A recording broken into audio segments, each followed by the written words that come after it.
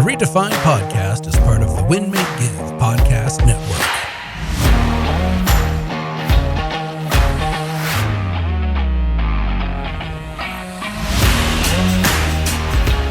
If you have ever dealt with the oh craps of the world, my guy Jordan Terrell is king of oh craps.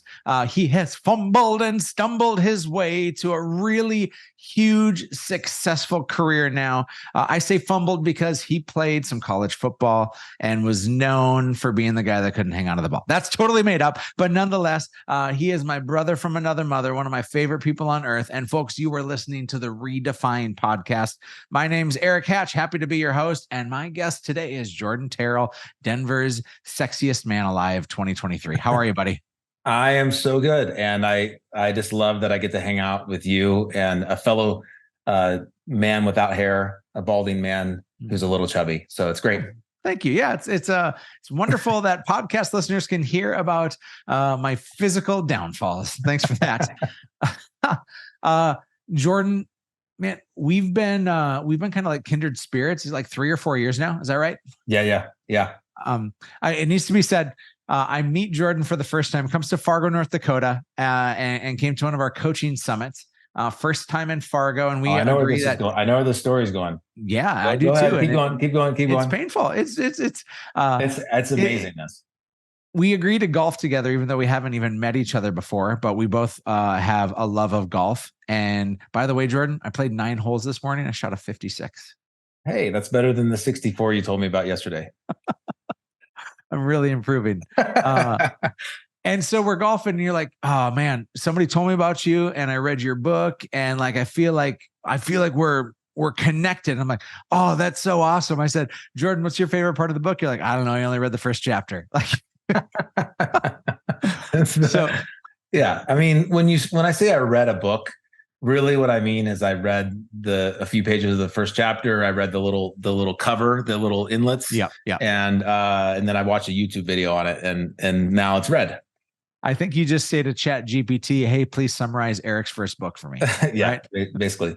Yeah. What made that situation better is on the flight home from Fargo, I was like, you know what? I should probably just read a little more of this book. So I read like another 3 chapters on the flight and I texted you as we landed. And I was like, oh my gosh, this book is actually amazing.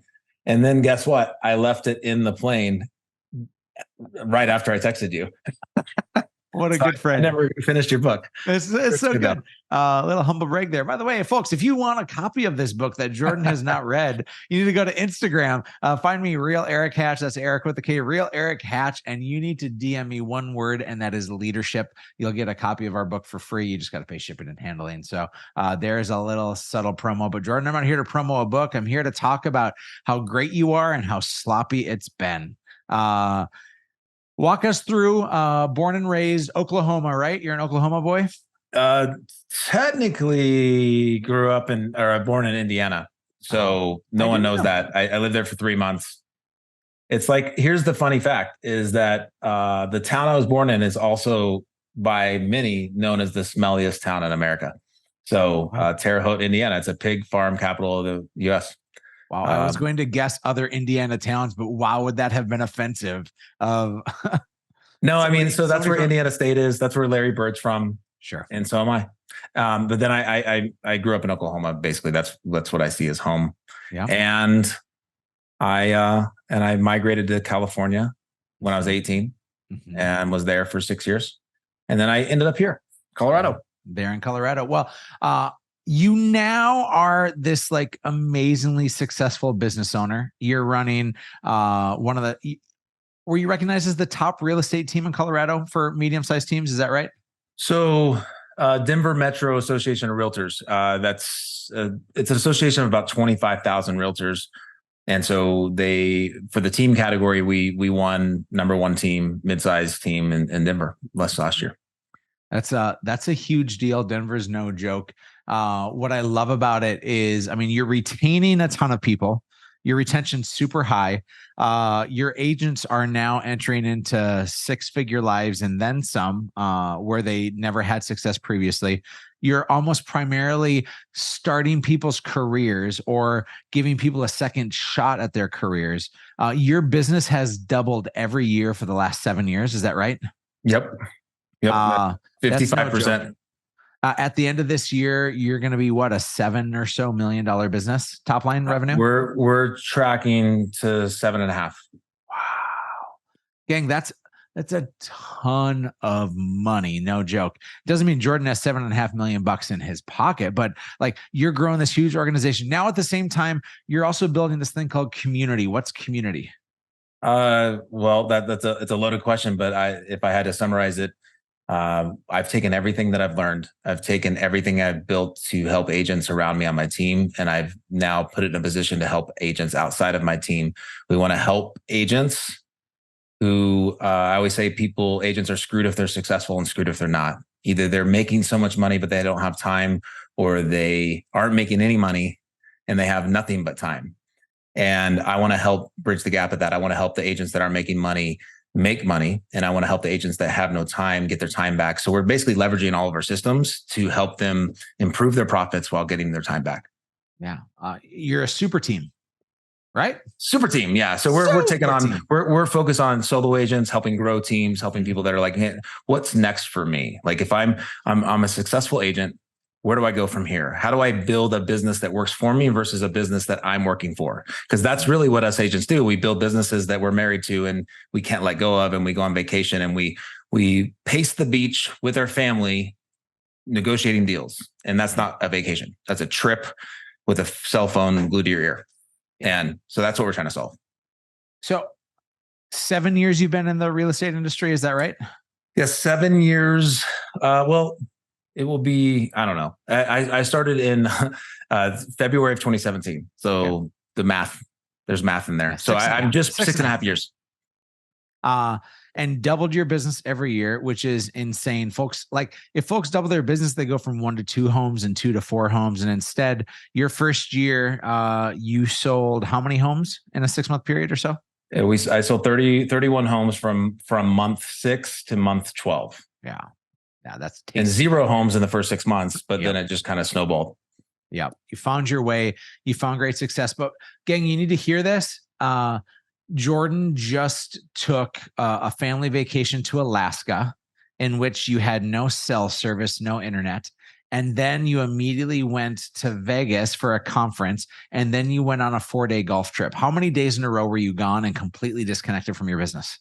18 days without checking my email. So we can talk about financial success, and we can talk about the money Jordan's making and the people that he's given great lives to, but Jordan's living his best life. 18 days, and your team flourished during that time, didn't they, Jordan? Yeah, I mean, I think that was the most beautiful part, is that my staff, they were here making decisions, moving the needle, not needing my input, and our agents were out crushing. So congrats on that. But the purpose of this podcast, the purpose of this conversation is not to showcase your trophy case, but instead to unpack the stuff that's been really hard learned lessons along the way. We're going to learn more from your failures and your missteps than your big successes any day. I'd rather study where you stumbled instead of just showcasing the bright and shiny. And so I know you've had an interesting, rocky journey. And I think in order to paint the picture for this, we have to first talk about the career you had before real estate, because that career, I think, has embedded in you some great gifts, but some great shortcomings as well. So what were you doing prior to real estate? So I was in the full-time vocational ministry. I was a pastor for over a decade. And then before that, I was in parachurch, basically ministry. So I was working on college, university campuses around the country. But for 15 years, that's what I did. Mm-hmm. And, it's interesting, like to think about that career and what it leads to. But if you like dig behind it, there's a series of like things that have happened in my life that like really set me up for success. And it also set me up for failure.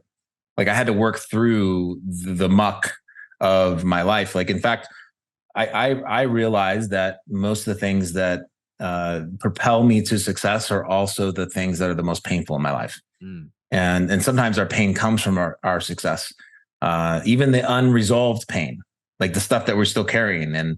And so I grew. First of all, I'm an Enneagram 3. Whether I'm an Enneagram 3, which is performance, it's like all I care about is winning and like making sure that the show looks good.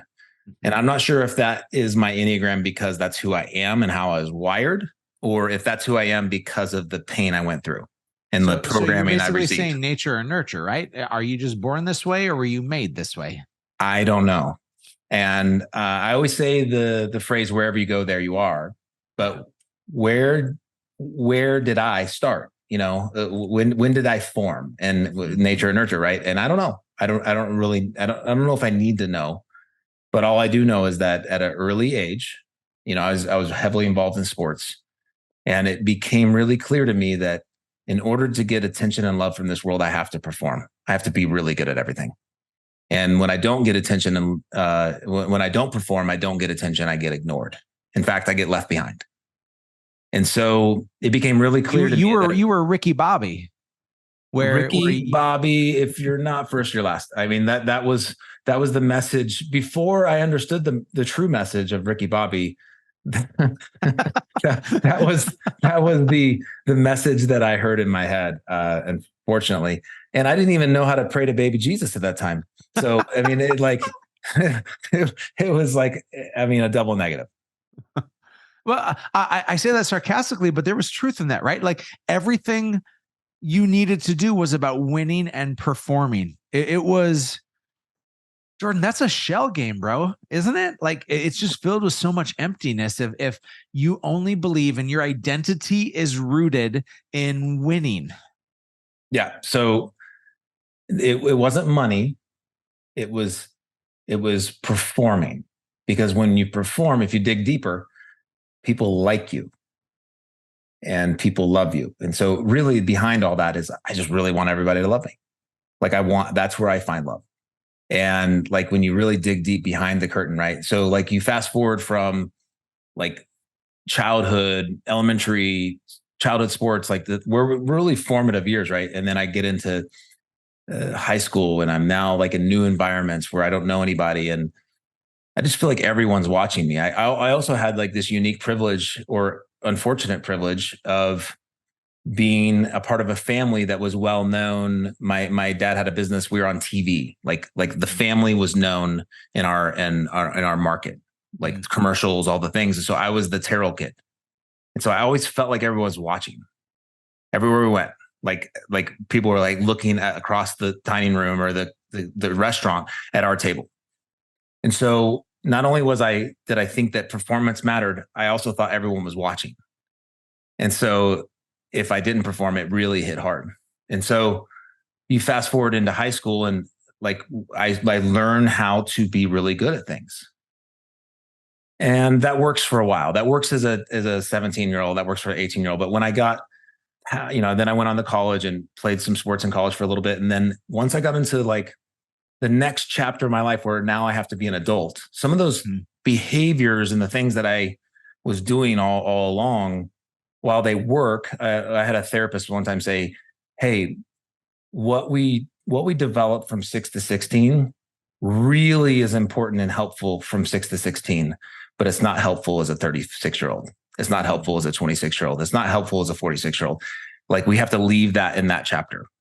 So these little development, mechanisms that I developed at a young age to protect myself and to make sure that I was okay, I carried with me into adulthood. And so now you have me, I'm a pastor. And think about this. If it was about money, I would have never been a pastor. It was about people liking me. So what's a really good career to make people like you? A pastor. Yeah. Like you're the person that is helping everybody. You don't really care about money. You just want to help and nurture. And like you're holding a little baby lamb, the one that's broke its leg. You had baby lambs at your church, dude? But it's like, that's the image, right? Like, I'm just the good guy. I'm just the good guy. And everyone can bring me their problem. There's so much of me in your story. There's so much of you, like you and I both have ministry backgrounds now in real estate, now bald heads. I'm sure it's all connected somehow. Well, you talk about performing and needing to be liked and needing to be seen and valued. Like, I'm just so grateful for your honesty right now to be able to name that. And I know it takes a lot of self-awareness and a lot of therapy to get to this kind of point here. But I just want to pause for a moment. I want you to get back to the story here, but I want you to just, listeners, pause for a moment and appreciate this guy willing to lay it out. So I'm super grateful. Keep going. Yeah. So, and I appreciate that. Thank you. And it has taken a lot of reflection and connecting dots and going, whoa, wow. Okay. I see that. Okay. But here's the deal. Now I'm on stages at this point. I'm in my late 20s. And guess what a stage gives you? It gives you the ability to get the applause from many without the connection to many.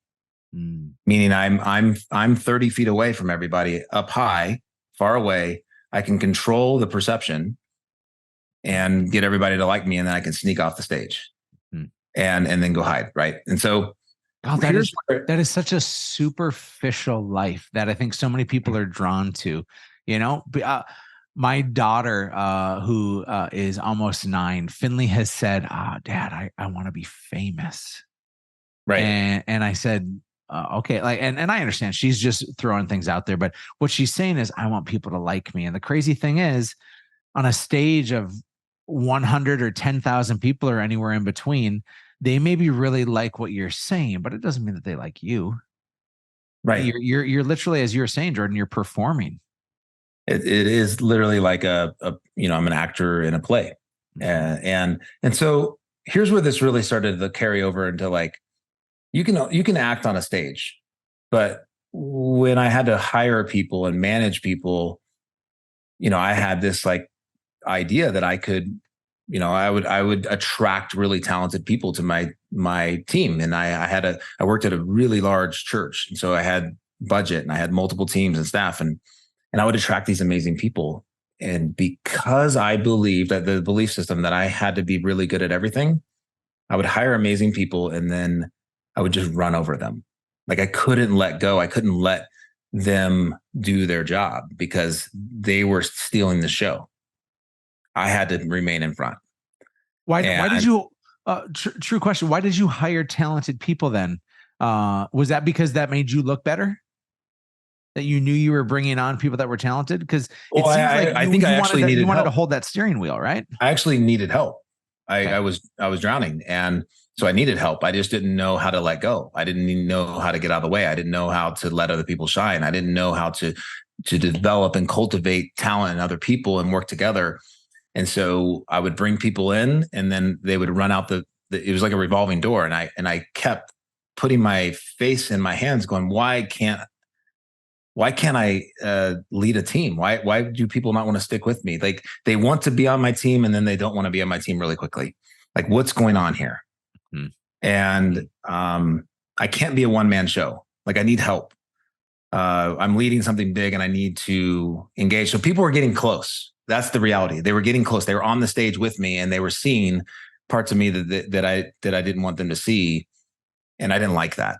So they said yes to the job because they saw the showman on stage and they're like, this guy has something special. And then they came close and they're like, oh, whoa. Like, Jordan, have you ever worked in a restaurant? No, I haven't. What's fascinating about restaurant work is the food that comes out at a nice restaurant is usually beautiful. But if you've ever gone into the kitchen and smelled the smells and seen the dishwasher and heard the conversations, and it's not true for all restaurants, but certainly I worked in restaurants for 8 years, and the behind the scenes stuff there's a reason why the front of house and the back of house are different. But when someone joins an organization, when they say, I want to come and work with you, Jordan, they get front of house and back of house. In fact, they work more in the back of house. And if your back of the house is chaotic, people don't stick around for long. Well, here's the thing that I started to, and I'll get back to the story, but the reality is people are okay with imperfection. What they're not okay with is assumed false perfection when reality can be seen. Like, hey, I understand that the goal here is to do really good things, but here's the reality. Let's not pretend that it doesn't exist. Let's own it. Let's talk about it and figure out how we can make it better. And would you pretend that reality didn't exist? It wasn't a pretend. I actually didn't believe it. I hid it. Like, it was like when you hide something long enough, when you believe the show, that you almost become disassociated with, like, that's reality, right? Yeah. And so people get this inauthentic like experience where they're like, this doesn't line up. Like, who are you? What's going on here? And they can't name it. They can't put words to it, but they don't like it, right? And they don't want to be a part of it anymore. And so, yes, the people from afar liked it, but the people that were close didn't. And so finally, like, this accumulated like towards the end of like my previous career, where I had this amazing team of people, really talented. And I had this guy that was next to me, and I could tell he was really frustrated because the team wasn't performing in the detailed manner that he wanted them to. And for some reason, I just finally had this aha moment. And I was like, this guy's a manager. I'm a horrible manager. I'm an amazing leader. He's an amazing manager. I'm trying to manage the team. I'm managing the manager poorly, which frustrates him. And so what I did is I said, hey, here's the deal. We're going to restructure things. I'm going to have you manage everybody. You and I have to be in cahoots. You need to help me get where we need to get. I'm going to be the visionary, the leader, but you're going to manage everyone how to get there. And then I'm just going to spend the rest of my time encouraging the team to follow what you're saying. Mm-hmm. And he was like, okay, so we did it. And all of a sudden we started thriving. And I was like, and like, to be honest, he was a dick. Like he was like yelling at them because they weren't on time and they didn't show up at 8:00. And I was like, but they loved him. Like, they loved him somehow. And I was like, why do they like him when he yells at them, but they hate me? It's a gift.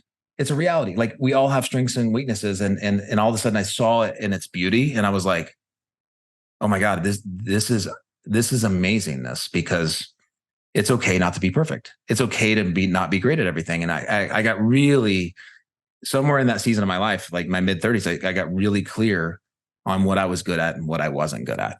And ultimately what I learned was that I was good at a few things and horrible at many things. And did you discover your strengths and weaknesses on your own, or did you have some truth tellers in your life that were leaning in? Oh man, that's a hard question, because I'm sure there were some truth tellers, because I was surrounded by leadership type people, right? But I think that I was hard-headed enough that I had to figure it out. I had to kind of look at the results and go, man, people aren't following me once they get close to me. Mm-hmm. Something's wrong here.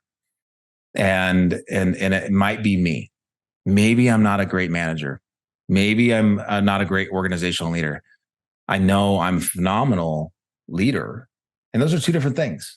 And so being okay with that and recognizing that at the very end of that career, as I stepped into real estate, I had no idea, but it was setting me up for like massive success. Mm-hmm.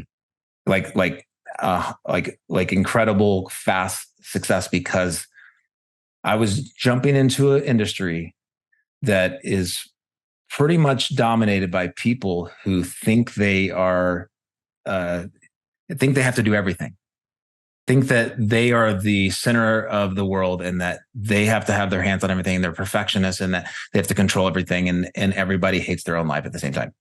Mm-hmm. And I was like, and as I got into the business, I was like, this is so messed up. Like, I get it. I see it. But this is why, as I started my business, I hired an assistant. Like, before I was even really making money, I hired a coach before I was making money. I started building structure around me because I knew that I was only as good as the team that I was building around me. Like, how do I maximize who I am and surround myself with other people who are maximized in their certain ways, so that together we can be a force that has to be reckoned with. Like, how do we set ourselves up that we can't really stop? And but that's such an extreme swing. And Jordan, I've told your story before, not on this podcast, but I've told your story of how you jumped in and hired a business coach and an assistant before you ever even sold a house, which is, I've never heard of anybody in this industry doing it. I actually think it's insanely smart and acutely self-aware for you to understand that you weren't going to be successful on your own. You were going to be successful when you surrounded yourself with the right team and the right people. But let's rewind that clock back to your ministry days. How in the world, I'm stuck in this time, Jordan. Was there a one cataclysmic, I think I said the word that right, was this one crazy moment in which like everything blew up and you realized I have to change? Or was it this slow fade into like, I just hate being here? Because I think so many people listening right now are probably saying like, oh, maybe a little bit like Jordan, where I live for the applause and I perform for other people and I'm in my own way and I can't keep people around, right? I'm sure people are connecting to that story. But you hit a moment. Was it an instant where you said, this fell apart and I have to change? Or was it like this slow fade where you finally were self-aware? You know, when you are an amazing attractor of people and you continually are knocking people down and running them over, and you're just scraping bodies off the side of the road. People that you attracted, people that wanted to follow you, and now you're peeling them off the ground because you're a tornado. You're a train wreck. I got tired of hurting people. I got tired of attracting amazing talent and then hurting them. Mm. And it finally like became clear that I was the common denominator. Mm-hmm. That I had big vision, lots of charisma, galvanizing gifts, and then I would pull them in close and I'd run over them. And if they got in my way, that's what would happen. I would be like, "You're in my way. You're slowing me down." Like run right over you. And I got tired of that feeling of like, man, I somehow think I can do all this and I can't. And so I think it was just over a period of time. Like I remember I had some interns that I originally hired in my 20s. And I there was some pain there. Like these people would get hurt, like wounded by me. Like I was a wounded guy. The last thing I wanted to ever do was wound anybody else. And so when you wound people on accident, you're like, man, I'm like jacking their life up. Mm-hmm. Like they put so much hope in my leadership, and then I hurt them on accident. Like it wasn't like I made fun of them publicly and crucified them. Like I just wasn't a very nice person in the way I led people. Mm-hmm. And I didn't even know it. And so the straw that broke the camel's back, I think, is that I really needed a female counterpart in my world. And that at that time, I needed someone in my ministry to kind of lead a lot of the women. And I kept on attracting these amazing, talented female leaders. And like consistently for like 3 years, one after the other would just quit and hate my guts at the end. And that really hurt my pride. Yeah. It really humbled me because I was like, I can't lead I can't get a woman to respect me or follow me. Like there's got to be something wrong with me. Like there's something I have to look at internally. And so ultimately it just humbled me to the point where I stopped, I reflected, and I got out of the way. Mm-hmm. Which is funny now because, I'm definitely like there's parts of me that are rough around the edges and whatnot, but I have a lot of amazing, strong, powerful women that work in my organization. And I don't think there's any problems there. Right. Yeah. And so a lot has changed. Mm-hmm. So I couldn't help but think that so many people, when things go wrong in their world, they blame other people. And I'd imagine that was the early on Jordan development time is, well, that person's stupid. That person sucks. That person's no good. We see it from politicians. We see it from people immediately pointing and saying, well, that person, and we just cast the blame. But man, you had such maturity and self-awareness to recognize that you were the problem. And that's pretty impressive. When you pick up enough bodies, you start to realize that you're the only one standing for a reason. And this is not a fun reality. And so I don't know, but I was able to learn all that in that career. And there was a lot of good that still came. It wasn't like I was like this amazingly horrible person and like left this like there was a lot of good. But this is like the behind the curtain stuff that a lot of people didn't see, but I got to see. And but as I jump into real estate, I just was the first person to raise my hand that says, I'm not good at that. Who do we need to hire? I'm not good at that. Who do we need to hire? Hey guys, I need your help. Hey, we're building something together. This isn't my thing. This is our thing. And I'm uniquely gifted to lead this, to take the risk, to be the ambitious one, the one that it doesn't have a lot of fear. I'll go first. But if you come with me, I need you right by my side. Like we're going to go do this together. And I've just honored people in that way. And it's not like a thing I say. I actually believe that they're valuable, like to the core. Like I would be screwed if some of these people left. No, 100%. I know your team well, and yeah, you're in big trouble. Yeah. So, and I think what it's done is it's made it. It's not the Jordan party. It's a group of us, and it's our party together. And aren't you still performing, Jordan? Don't you still want the applause? Don't you want to be the guy that gets the attaboys and the good games? Yeah, I do. I 100%. I do still think I'm an Enneagram 3, and I'm wherever you go, there you are. I'm always going to be that guy. But now I have this awareness of why am I here? Why am I on this stage? And why am I on this camera?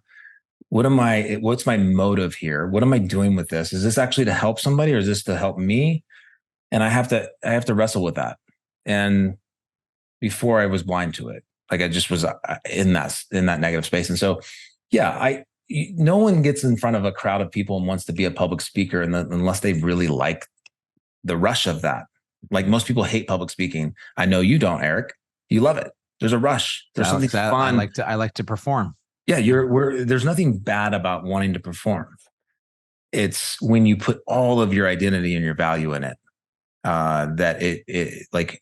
If you're going to get all your value from the success of performance, then you also have to be willing for the opposite of that when you don't perform and you get crushed.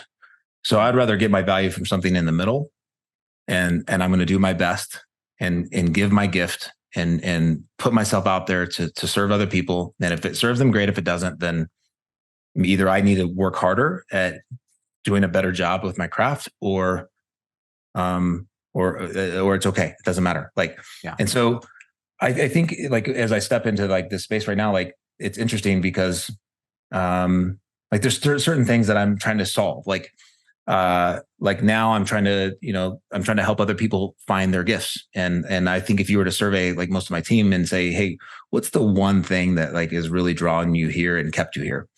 I think a lot of people in that survey would say, Jordan saw something in me that I didn't see myself. So I've kind of swung the opposite way. Instead of like trying to figure out how I'm good at everything, I'm now trying to figure out what everyone else is good at and like highlight it and draw it out and put them on the right seat so they can exercise it. But I also find myself doing other things where I'm fighting battles for other people without fighting that same battle for myself. And this is kind of some of that hero complex that we've talked about, where I want everybody to be pain-free and not have any problems in their life. And so I will beat the hell out of myself in order for them to get that. And I remember I was sitting with a guy, and we were doing this mind mapping type of session where he was like asking me all these different questions, and we were trying to really get to the core of who is Jordan and what is your mission here? Like, why are you doing all this? And ultimately, the whole session, this was like 3 years ago, Erik, and the whole session led to one statement: I'm just trying to build sandcastles. That's all I'm trying to do.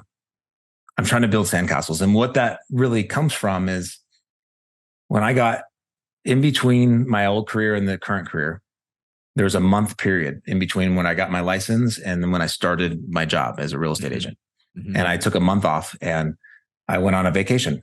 like a month-long vacation. I was with my family, and I worked at a church. I mean, I ran the youth and college young adult programs, which consisted of like 7,000 people. It was a 35,000 person church, so I had a big group, right? Like it was a mega church of its own. So my phone was always ringing. My email inbox was always full. I was always working nonstop.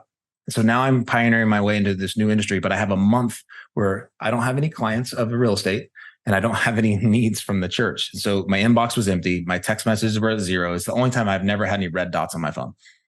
And like, I don't even know where my phone was. It was just kind of gone. And I remember I was out at the beach one morning and my kids were trying to build a sandcastle with those little plastic little shovels and buckets. And, I was like, oh, this is crap. Like, we need to get real shovels and like wheelbarrows and stuff. Like, we're going to build the biggest damn castle you've ever seen. And like, I went to I saw this construction crew that was working on a hotel nearby. And I was like, hey, do you guys have an extra wheelbarrow and a shovel?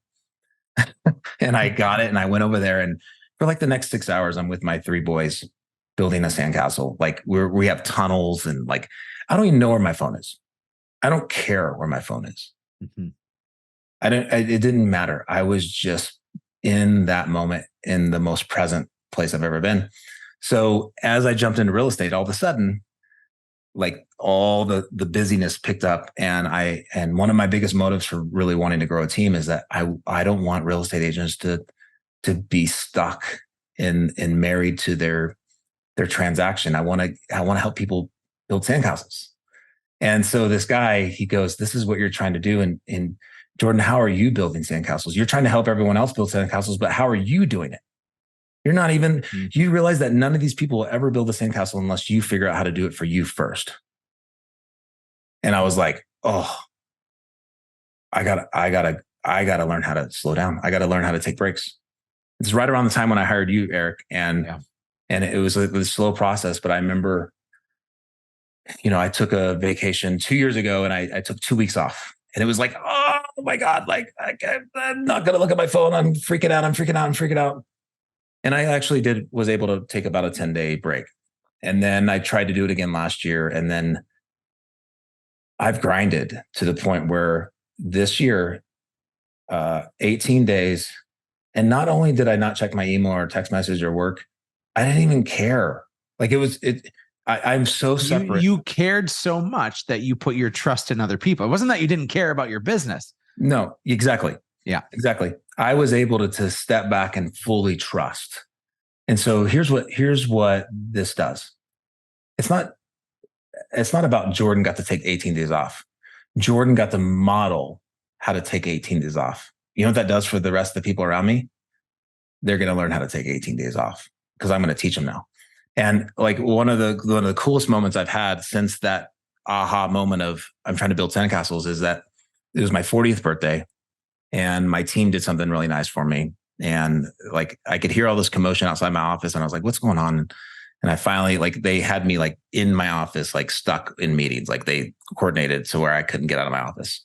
And I eventually came out, and everybody was there, and they had a TV screen, and they had a bunch of people send in like little clips of, appreciation, of words of appreciation to me from all of these different people in my world. And my favorite part of the video is that like 10 of the people that recorded messages to me were agents on my team, and they were on vacation. And I was like, we're not there, but we're marching. Like, I got agents taking breaks.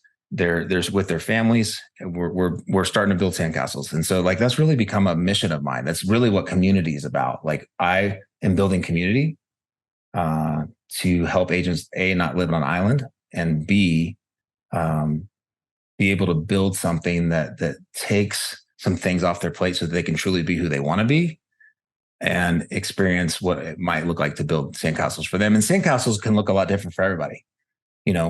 If you're single and have no kids, it might not be building sandcastles with your kids. It might be something different.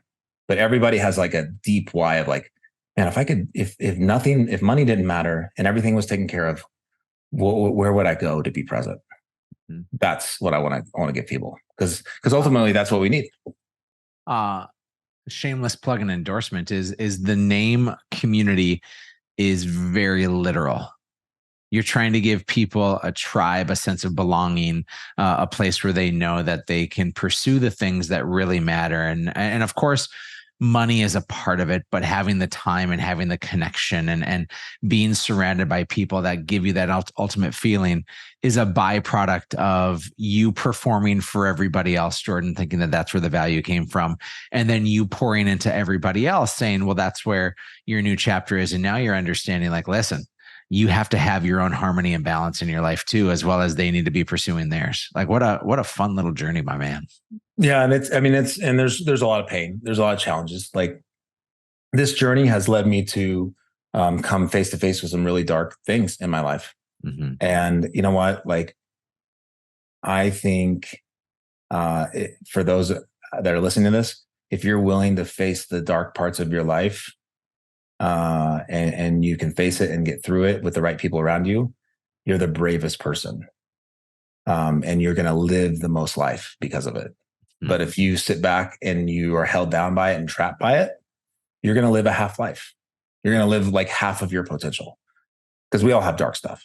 And so part of this journey has been me coming face to face with like things I don't really want to surface. Right. And, a lot of therapy, a lot of life coaching, really learning how to let people in, learning how to get off that stage or inviting people up on the stage. Either way, the analogy works, but it's amazing. And I think that people want to live a bigger life, but the Instagram culture of our world, like if I just sit around on Instagram and scroll, like I kind of think everyone's awesome and no one really can handle my imperfection. But everybody's got that. And so we think we have to have it all together. But the reality is the world is desperately looking for the real us. That's what people really want. And then, Erik, this is what you challenge me to do all the time. Like, hey, we want to see the real Jordan. Well, the real Jordan, please stand up.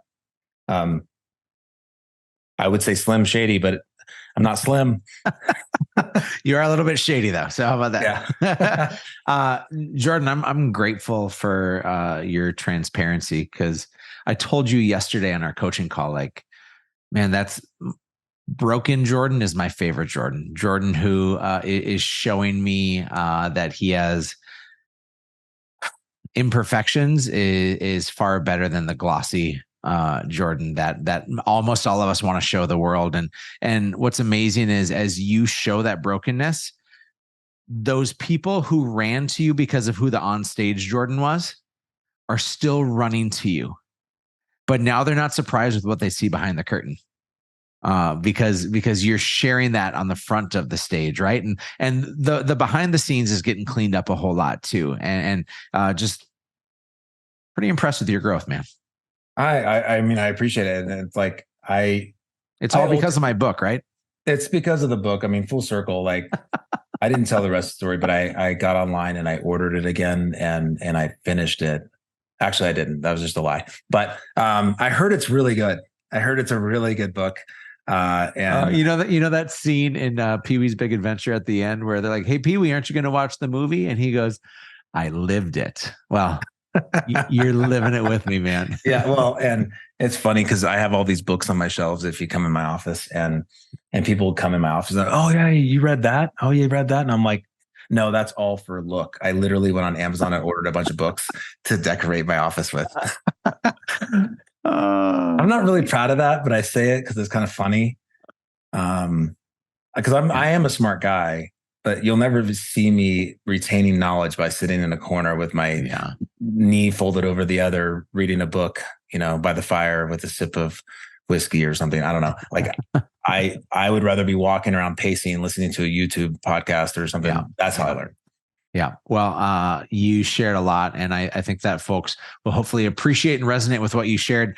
Gang, I got to tell you, if you want to follow Jordan Terrell, find him on Instagram, Jordan Terrell, Terrell, at Jordan Terrell. And he is dumping great stuff out there, and you get to see the real Jordan a little bit because he's going to show more of those scars. But for a guy that continues to double his business, man, you inspire the hell out of me, and I'm proud to call you my brother and my friend. Folks, if you like this, hit that follow button. Smash it if you would.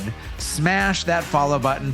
Give us a review. Give us all the insights of what's good, bad, crazy, and different about this. And refer this to a friend, and we're going to keep bringing you value. My name's Erik Hatch with the Redefined Podcast. We'll catch you on the flippity flip. God bless y'all. Thank you.